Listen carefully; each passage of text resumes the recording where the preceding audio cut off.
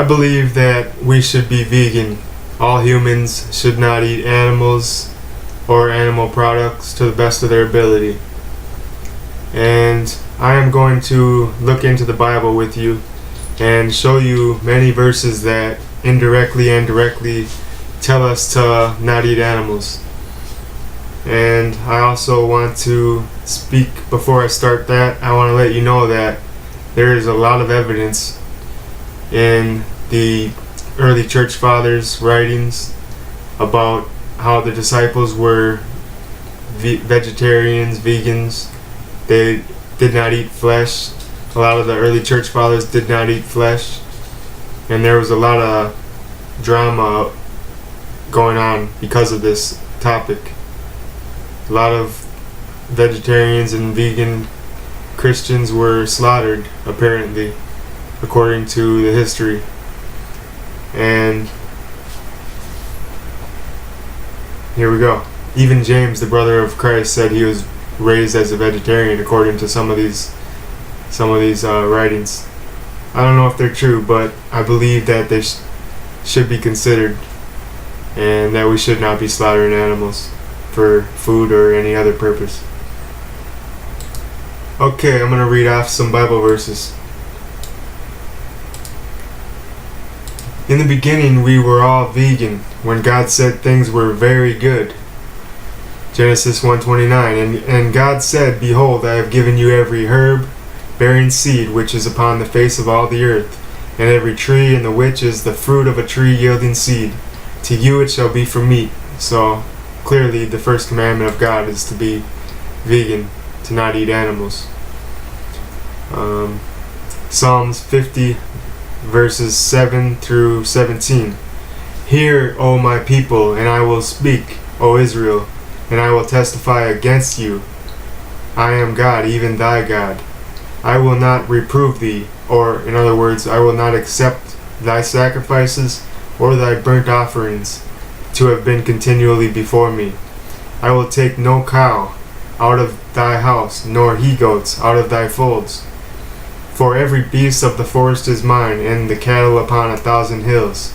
I know all the fowls of the mountains, and the wild beasts of the field are mine. If I were hungry, I would not tell thee, for the world is mine, and the fullness thereof. Will I eat the flesh of bulls, or drink the blood of goats? O Lord, open thou my lips, and my mouth shall... Okay, that was the end of that.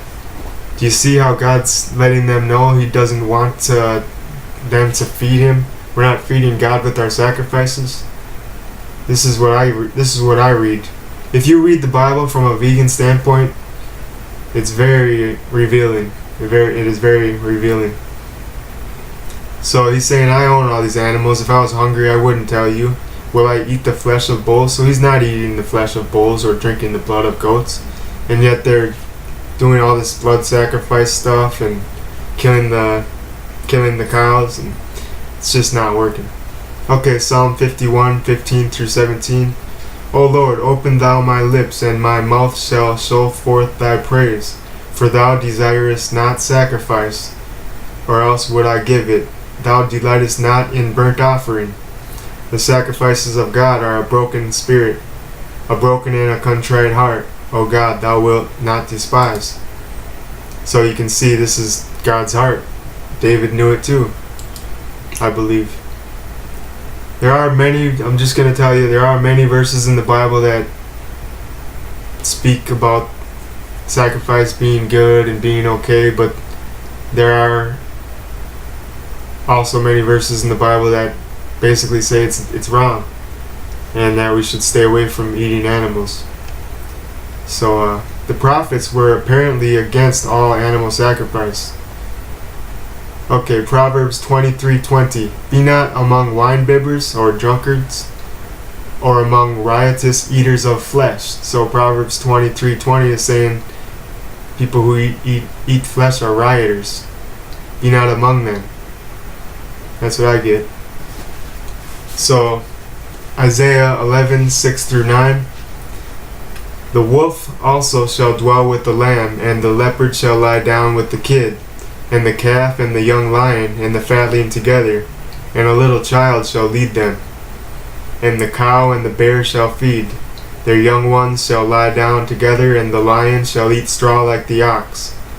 And the sucking child shall play on the hole of the asp, and the weaned child shall put his hand on the cockatrice den.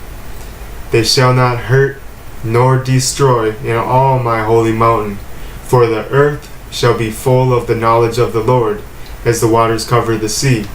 This is talking about when the knowledge of the Lord is within everyone, when everyone knows about the Lord, there will be no more hurt and no more destruction. You understand this? This is important. He's saying there will be peace. And it all starts with the humans, because we're in charge of the animals.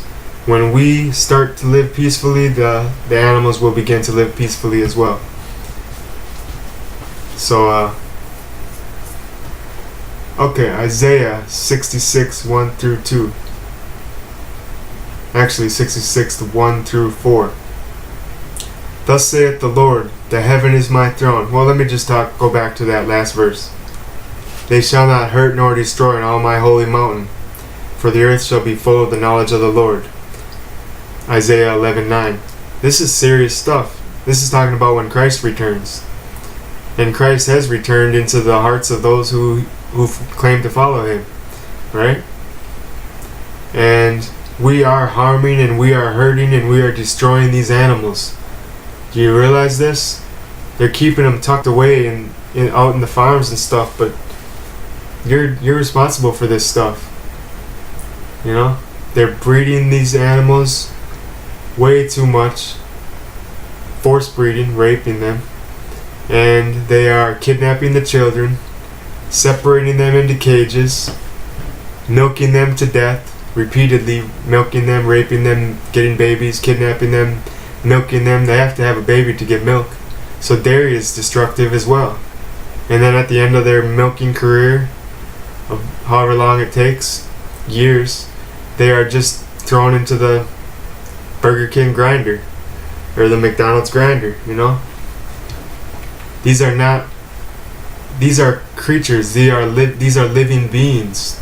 They should not be treated so unfairly. It's not like they're reincarnated sinners or something. It's not like they're demons who deserve punishment. These are innocent creatures, and we gotta shut these slaughterhouses down. Okay. Isaiah 66, 1 through 4. Thus saith the Lord, the heaven is my throne, and the earth is my footstool. Where is the house that you build unto me? And where is the place of my rest? For all those things hath mine hand made, and all those things have been, saith the Lord. But to this man will I look, even to him that is poor, and of a contrite spirit, and trembles at my word. He that kills an ox is as if he slew a man. So those who kill a cow are as guilty as if they killed a man. He that sacrifices a lamb, as if he cut off a dog's neck. He that offers an oblation, as if he offered swine's blood. He that burns incense, as if he blessed an idol. Yea, they have chosen their own ways, and their soul delights in their abominations. God's telling these people some serious stuff. I also will choose their delusions, and will bring their fears upon them, because when I called, none did answer. When I spake, they did not hear, but they did evil before mine eyes, and chose that in which I delighted not. Talking about killing animals here. Okay, Isaiah 66, 15 through 17. For behold, the Lord will come with fire, and with his chariots like a whirlwind, to render his anger with fury, and his rebuke with flames of fire. For by fire and by his sword will the Lord plead with all flesh, and the slain of the Lord shall be many. God is going to be mad when he comes to judge us. They that sanctify themselves, and purify themselves in the gardens, behind one tree in the midst, eating swine's flesh, and the abomination, and the mouse shall be consumed together, saith the Lord. So this is a condemnation against those who are eating swine's flesh, among other things. Okay. Now, Isaiah chapter 1, 11 through 16. To what purpose, this is God the Father speaking, to what purpose is the multitude of your sacrifices unto me, saith the Lord. And I just want to say something real quick. When we eat animals, they are being sacrificed for our belly. And we are becoming the altar of their sacrifice, in a sense. We are like, they are being sacrificed for our taste buds. We are worshiping our taste buds. We are killing these creatures to live within us. We are feeding ourselves upon them. It's sad, but these sacrifices are, God basically tells these Israelites that they just want to sacrifice so they can eat flesh. And he yelled at them. Remember, he yelled at them in Numbers 11:32 through 34. He yelled at them because they were not satisfied with the heavenly manna. They wanted flesh from Egypt. They came out of Egypt and they ate flesh in Egypt.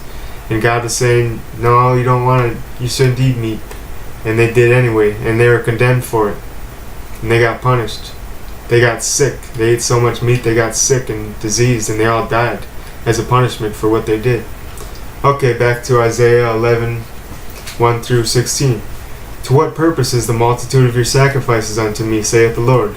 I am full of burnt offerings and of rams, and the fat of fed beasts, and I delight not in the blood of bullocks, or of lambs, or of he-goats. He delights not in the blood of them. When you come to appear before me, who has required this at your hand, to tread my courts? So he's saying, who told you to do all this? Bring no more vain oblations. Incense is an abomination unto me. The new moons and Sabbaths, the calling of assemblies, I cannot away with. It is iniquity, even the solemn meeting. Your new moons and your appointed feasts my soul hateth. They are a trouble unto me, and I am weary to bear them. God's he's saying he doesn't like all this killing of animals and these feasts, eating the flesh of animals. All the churches are doing this, aren't they? They're all getting together and celebrating the death of these animals. Oh, that's a wonderful pig roast you got going on there. Yeah, that's tasty. Stuff like this, That's some prime beef there. They're celebrating the enslavement and the murder of these animals. It's not cool. And when you spread forth your hands, I will hide my eyes from you. Yea, when you make many prayers, I will not hear you. Your hands are full of blood. So, what kind of blood are they full of? The blood of these innocent creatures. It's pretty obvious to me. Wash yourselves, make yourselves clean. Put away the evil of your doings from before my eyes. Cease to do evil, says God. Okay. Now I recommend you read the entire chapter of Jeremiah chapter 7. But I'm just going to read a few verses. Remember when Jesus took the whip to the temple and kicked all those money changers out and got rid of the animals? Well, this is where this comes from. Jeremiah 7:11. Is this house which is called by my name become a den of robbers in your eyes? Behold, even I have seen it, saith the Lord. And this is interesting because a lot of people think the money issue in the temple during Jesus' time was the main issue, but I think it was the animals because they're robbing the life of these animals. And here Jeremiah 7:11 says, is my temple become a den of robbers? We've turned the house of God into a den of robbers. We're killing these animals and sacrificing them, slaying them in the temples. And now all the fast food places have become the typical Jewish temple. So Jesus said it's a house of prayer. I want to find that verse because that's interesting. About the whip. I want to see the exact phrase.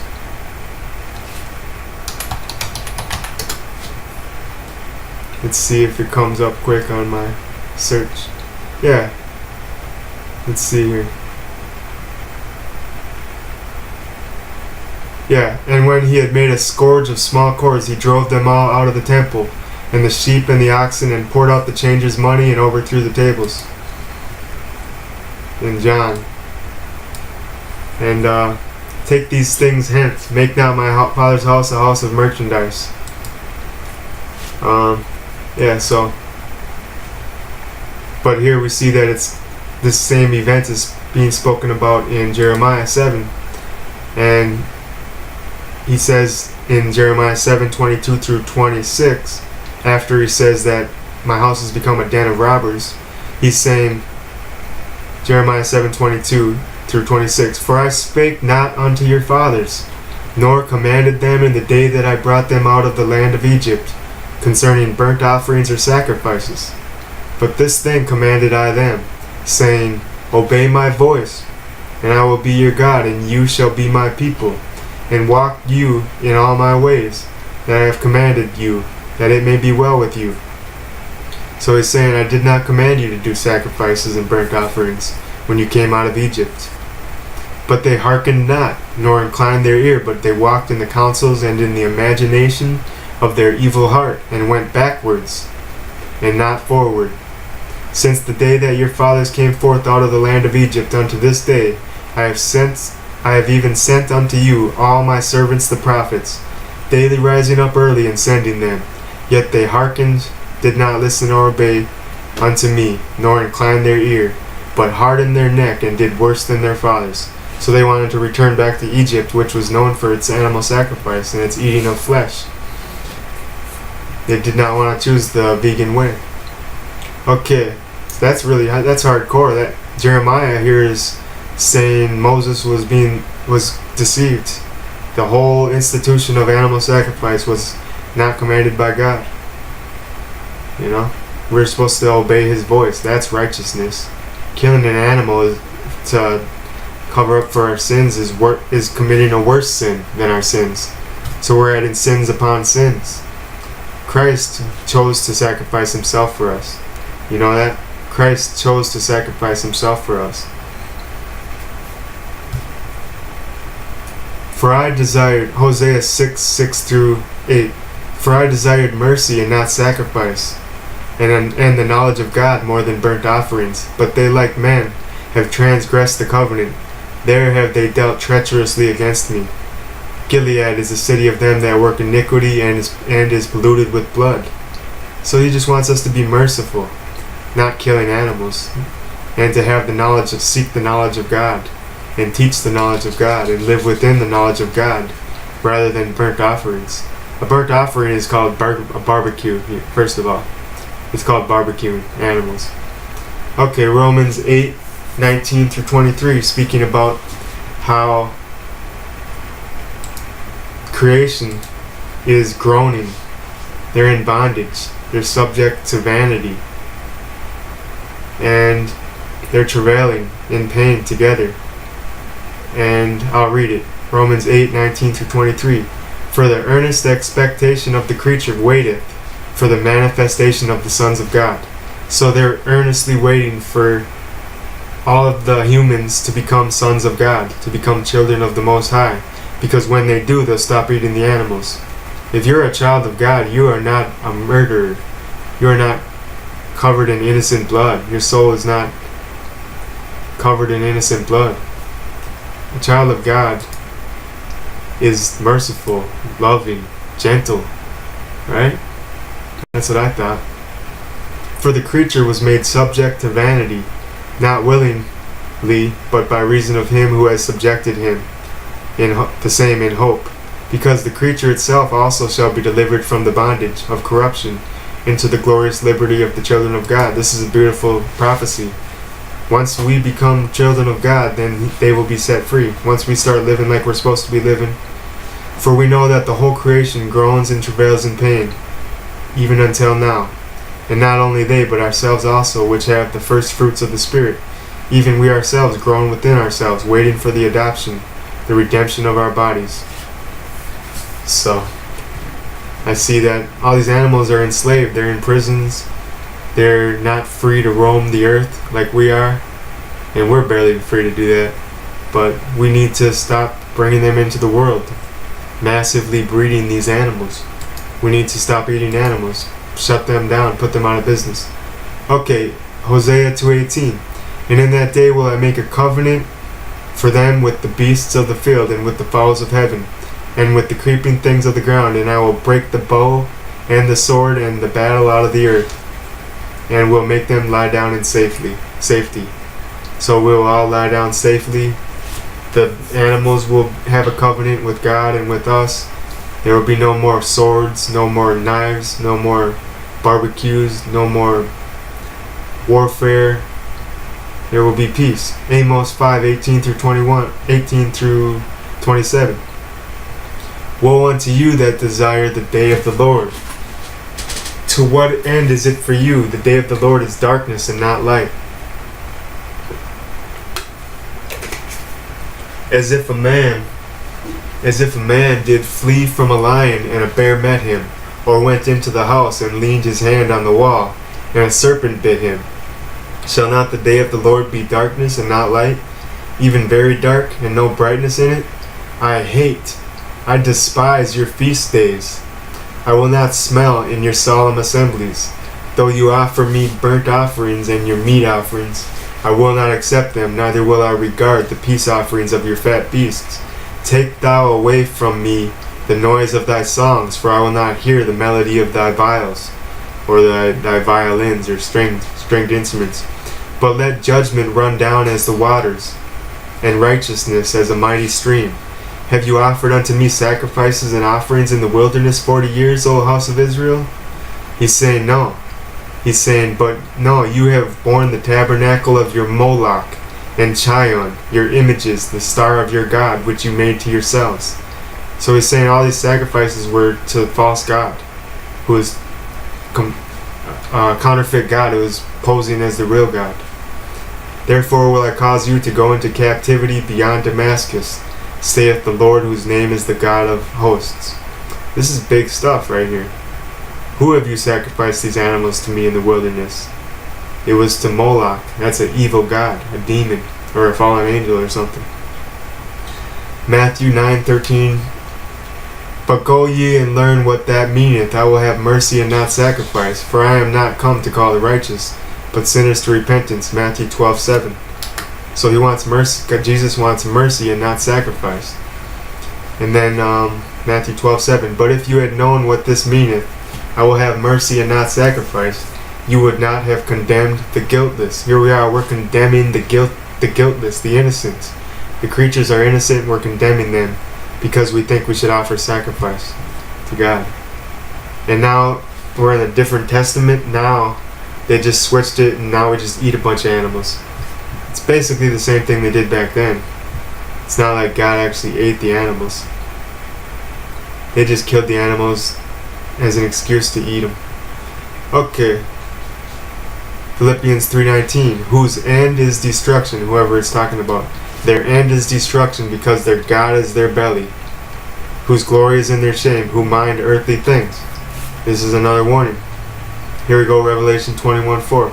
And God shall wipe away all tears from their eyes, and there shall be no more death, no more sorrow, no more crying, neither shall there be any more pain, for the former things are passed away. There is pain, death, sorrow, and crying in the slaughterhouses right now. These animals are suffering, and all the people who care about them are suffering. And as Christians, we should be representing the highest form of love possible, the highest form of compassion possible. Blessed are the merciful, for they will receive mercy. Matthew 5:7. That last verse about the sorrow and the death and the crying, that was Revelation 21:4. Okay. Psalms 145:9. The Lord is good to everyone. He showers compassion on all his creation. So, we've read that the first commandment of God ever to humans was to be vegan. Eating animals lowers our DNA and limits our spiritual sensitivity to God. You are what you eat, they say, and this is true in some ways. They say that if you eat animals, it gives you more temptation to lust for the flesh, to have other temptations. It strengthens the demons within you and leads you into further temptation. It's a fact. I believe it. Did you know there was a prison full of prisoners, and they decided to switch them from a meat-eating diet to a vegan diet, and all these prisoners became more peaceful and gentle, and they were supernaturally transformed. That was really cool. I read about that one day, these prisoners. So you'll also when you stop eating these animals, you'll lose your aggression, your anger, your fear, your frustration. You know, Because when you eat these animals, you're eating them, and they are filled with fear, terror, horror, pain, suffering, illnesses, diseases, hatred. They have it all, anger, and it all comes into you. When we eat animals, we eat their suffering, their hopelessness, their terror, pain, disease, innocence, and sorrow. It is prideful to think that our life is so important that animals have to die for us to live. Is our life more important than theirs? Do they deserve to suffer for years and then be murdered like in a horror movie for us so we can eat their flesh? Does this not sound cruel and just plain weird to you? It is, like we're in the Twilight Zone or something. Our religion is worthless if it cannot even teach us to be kind to each other. Christianity is all about setting the prisoners free and relieving the oppressed. Christians should aim for the highest standard of love achievable and be different than the world. To the best of our ability, we should not be involved in anything that causes harm to another. We know that the devil is deceiving the whole world with his sorcery, and corporate propaganda in the commercials qualifies as sorcery, and the teachings of the health administrations and the teachers and the way they raise the children in school, raising children up to think it's normal to eat the flesh of another being, is an abomination in my eyes, and in God's eyes, I believe. You know, you don't see much else besides commercials for eating animals and dairy and cheese. That's basically a lot of what the stuff's going on the commercials, because they're tempting you. You know, Taco Bell's got all these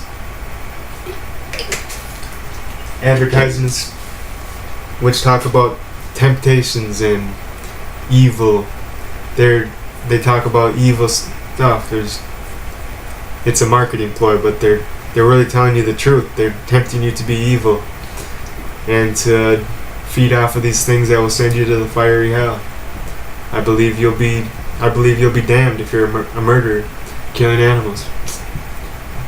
I think God will have mercy on some of you, but I worry about you. So, Adam and Eve. Okay. And lastly, going vegan brings you closer to God. Adam and Eve actually walked with God in the garden. They knew Him more than any of us. I believe this is because they were vegan. When we go vegan, it is like we are returning to the Garden of Eden. And what can be bad about that? Spiritually, it's like we're returning to the Garden of Eden. Closer walk with God. It's beautiful. I can tell you from experience, I've gotten way closer to God since I've become vegan. Demons love to hang around slaughterhouses where suffering is maximized. They feed off of their energy and their pain. It's true. Heaven has no weapons, no slaughterhouses, no burgers, chicken fingers, fish sticks, or meatballs. Heaven has healthy, tasty, cruelty-free food. And as heaven's representatives, we should live up to those standards and end this massacre, this Holocaust. They have been victimized and enslaved and oppressed for far too long, for no reason other than to make trillions of dollars for corporations and to satisfy your tastes. If you hunt down an animal with your bare hands and eat its flesh raw with no seasoning or sauces or forks or knives, then I'll believe you are a carnivore. But humans are not carnivores. We are created to eat veggies, and there are hundreds of different types of foods we can eat. I love the vegan foods that I eat, honestly. It's so good. It's really tasty. There are tons of alternatives to meats also. I eat fake fish, fake chicken, fake burgers, fake ground beef, etc. And I treat my taste buds right. The life of these animals is not worth the 20-minute meals we made out of them, so please go vegan. And also check out the videos below, which will show you the horrifying lives these animals live. Many people think they are not guilty because they do not kill the animals themselves. But when you go to the store and buy these animals, buy these flesh meats, you are paying these people to kill these animals. You're keeping them in business. You are guilty. We need to set these creatures free and shut down these slaughterhouses once for all. Alright? Mark 16:15. And he said unto them, Jesus, go ye into all the world and preach the gospel to every creature. We need to preach the good news to every creature. Isaiah 61 says to set the captives free, to proclaim liberty and freedom. and victory over the darkness, you know? So let's set these prisoners free. Let's stop investing into this cruel activity, the slaughtering of these animals. When I was homeless, they would come and they would advertise. They would tell the homeless people, hey, you want to work at a pig slaughter farm? They take advantage of people's bad situations. They look for the homeless people, the people who are desperate for money, and they get them to work in these places. A lot of ex-cons, a lot of prisoners are let out of prison early, but they have to work at a slaughterhouse. That's how they do this. That's how they manipulate this stuff, these people. And if you work at a slaughterhouse, people who work at slaughterhouses become angry, and they become just really destructive and hateful and really mean. They beat on these animals. There's some wicked stuff going on in these places. They are really mean to these animals. They are like demons. We are like demons over animal hell. You are the devil to these animals, but you need to repent. Christ will forgive you. Please do so soon. God will forgive you. You've killed thousands of animals, and so have I, and it needs to stop. Christ paid for those sins on the cross. Alright. Preach the gospel to every creature. Mark 16:15. Thanks for joining me. I hope you have been affected. I hope you've been encouraged. And check out the videos. Earthlings by Joaquin Phoenix, the actor. If Slaughterhouses Had Glass Walls by Paul McCartney. 101 Reasons to Go Vegan by AARF.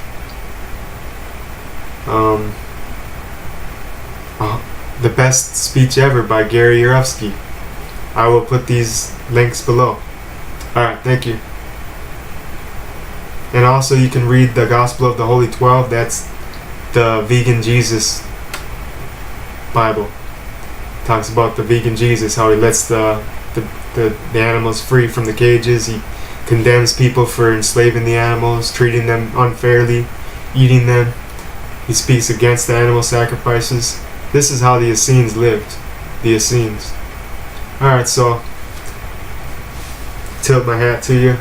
I hope you'll go vegan and stop eating animals. Thank you.